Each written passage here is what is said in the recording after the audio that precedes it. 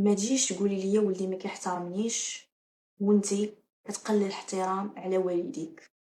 كنلاحظوا بان الاوروبيين ولادهم كيكونوا من الصغر عندهم شخصيه قويه، ولا جلسوا معاك كتحسي بانسان واعي وناضج جالس معاك، يعني كيعرفوا يتحاوروا، كيعرفوا يعطيو الراي، كيعرفوا يهضروا.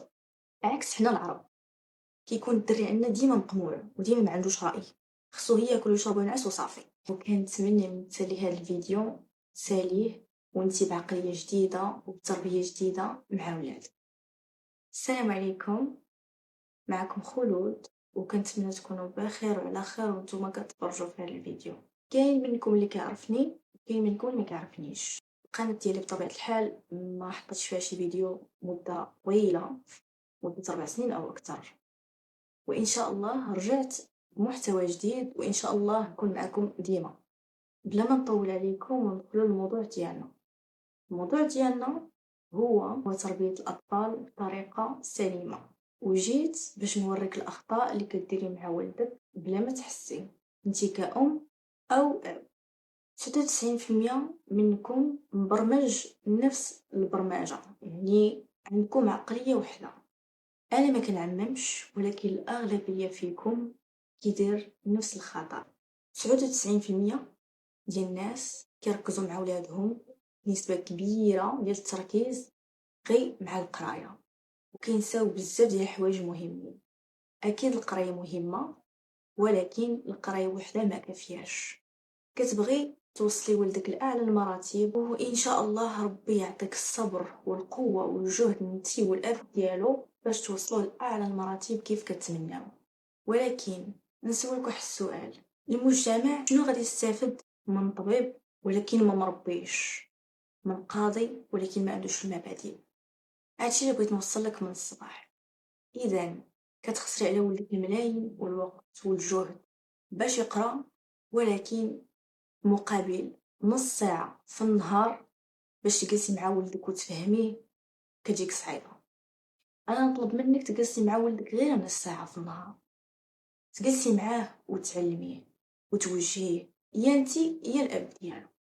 جلسي مع ولدك وعلميه علاش ما خصناش نتنمروا على الناس، علاش الكذب حرام، علاش ما خصناش نديروا هاد الحاجه وخصنا نديروا هاد الحاجه.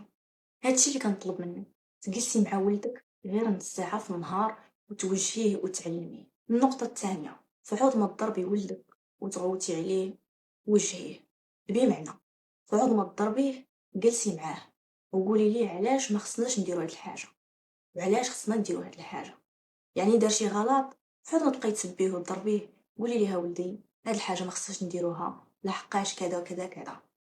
هكا كتربي واحد الولد من الصغر عارف وواعي بالاخطاء، الحاجه اللي خصو يديرها واللي ما خصوش يديرها. ماشي ولد شخصيته ضعيفه ومهزوزه ومربي على الطاعه من الصغر، واخا تكون الحاجه صح وعنده الحق فيها كيطيع. اذا وجهي ولدك وعرفيه من الصح من الغلط بعد ما تسبيه وتعايريه. ثالث حاجه اللي هي مهمه، كوني قدوه لولدك انتي والاب ديالو. يعني ما تجيش تقولي لي ولدي ما كيحترمنيش وانتي كتقلل الاحترام على والديك. ما تجيش تقولي لي ولدي كيتنمر على الناس وانتي كتنمر عليهم. ما تجيش تقولي لي ولدي كيضرب الناس وانتي كيشوفك نهار كامل كتشجعي على العنف والضرب. اذا كوني قدوه لولدك، لان الدراري الصغار كيديروا كوبي كولي. بمعنى كيقولوا في راسهم الحاجه اللي كدير الام ديالي والاب ديالي هي الحاجه الصح حتى انا نديرها، الحاجه اللي ما كيديرش الاب ديالي وما كديرش الام ديالي حتى انا ما نديرهاش حيت غلط. يعني حاولي تكوني قدام ولادك بصوره زوينه وتبعدي على اي حاجه اللي تفسدهم وتفسد ليهم تربيتهم من الصغر. رابع حاجه، خليهم يعتمدوا على راسهم من الصغر. بمعنى ماشي مين كتفيقي وانتي كتلبسي في قاشرو، تلبسي في سروالو، تلبسي في طابليتو، تلبسي في شكارتو، اي حاجه كديريها نتيا.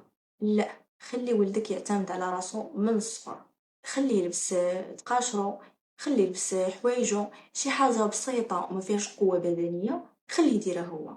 شي حاجه ما يقدرش يديرها هو فيها قوه بدنيه او شي حاجه معقده ديريها انتي ما فيها بس. هكا حتى لكبر وتزوج ما كيكونش عبء كبير على مراته، ومين كيمشي ضيف عند شي ناس تيكون خفيف ظريف عليهم، ما تيكونش عبء عليهم. خامس حاجة ولا سادس حاجة ما عقلتش بالضبط، المهم هي ما تقارنيش ولدك مع الناس. بمعنى ما تبقايش تقولي ليه اختك احسن منك، ولد خالتك ذكي عليك، ولد الجيران احسن منك، غير كتزيدي تكبري في المشكل. ما تقارنيش بالناس، ما تقارنيش بالناس، ما تقارنيش بالناس، لان اول حاجه كتخليه يكره داك الشخص اللي كتقارنيه به ديما، كتخليه فيما طرا شي حاجه يقارن راسو مع الناس، وديما كتكون شخصيته مهزوزه من الصغر للكبر. يعني بلا ما تقارنيه مع الناس، فهاد ما تقارنيه مع الناس شجعيه، داك الحاجه اللي ما عجبكش فيه شجعيه وحاولي تقنعيه يبدلها. سابع حاجه هي ما فيها باس تاخدي ولدك في شي حوايج بساط، مثلا تقولي لي واش نشري هادي ولا هادي، واش نطيب هادي ولا هادي، يعني شي حوايج بساط ما فيها باس لخديتي رايه. علاش؟ لانه هكا تخليه يحس من الصغر بانه حتى هو عنده راي وعنده وجود معكم. كنلاحظوا بان الاوروبيين ولادهم كيكونوا من الصغر عندهم شخصيه قويه، ولا جلسوا معاك كتحسي بانسان واعي وناضج جالس معاك، يعني كيعرفوا يتحاوروا، كيعرفوا يعطيو الراي، كيعرفوا يهضروا.